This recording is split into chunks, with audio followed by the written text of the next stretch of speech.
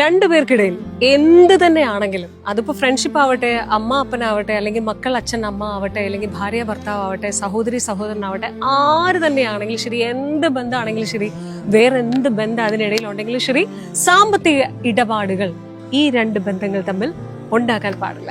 നിങ്ങൾ ശരിക്കും അതിനോട് വിശ്വസിക്കുന്നുണ്ടോ എന്ന് എനിക്കറിയില്ല. ഞാൻ ഇന്ന് കൂടി സംസാരിച്ചൊരു വ്യക്തി ഏറ്റവും അധികം സങ്കടപ്പെട്ട ഒരു കാര്യം എന്നോട് പറഞ്ഞത്, അത്രയും പ്രിയപ്പെട്ടവൾ, അത്രമാത്രം പ്രിയപ്പെട്ടവൾ കൊടുത്ത 1.5 പണിയായിരുന്നു. അതെ, സാമ്പത്തികമായിട്ട് ചൂഷണം ചെയ്യാന്നൊക്കെ പറയുമ്പോഴേ, ഒരാള് കൊടുക്കുമ്പോൾ അല്ലെങ്കിൽ ഒരാൾ കൊടുത്തുകൊണ്ടിരിക്കുമ്പോൾ അതിനെ മുതലാക്കാൻ നനഞ്ഞടം കുഴിക്കാന്നൊക്കെ പറയുന്നില്ലേ, ആ ഒരു രീതിയാണ്. എത്ര ലക്ഷം രൂപയുടെ കാശാണ് കടം മേടിച്ചതെന്നറിയോ? അതുകൊണ്ട് ഞാൻ പറയാൻ ആഗ്രഹിച്ചൊരു കാര്യം അത് തന്നെയാണ്. ഒരുപക്ഷെ നിങ്ങൾക്കത് ഒരുപാട് കണക്റ്റ് ആവും. ഒരുപാട് നല്ല ടേംസിൽ പോയിക്കൊണ്ടിരുന്ന നല്ല ഊഷ്മളമായിട്ടുള്ള രണ്ടുപേർക്കിടയിലെ ബന്ധത്തിനെ തകർത്തത് പണം എന്ന് പറയുന്നൊരു സംഭവമായിരിക്കും.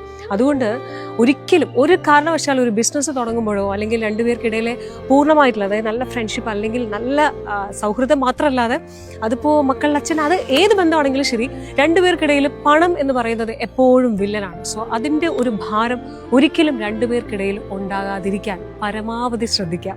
കാരണം എന്താ, നിങ്ങളുടെ ആ മനോഹരമായിട്ടുള്ള ബന്ധം അവിടെ തീർന്നു. ഗുഡ് ബൈ പറഞ്ഞേക്കാൻ തന്നെ. സ്റ്റേ ഹാപ്പി ആൻഡ് സ്റ്റേ ഖുഷ്. Always keep smile.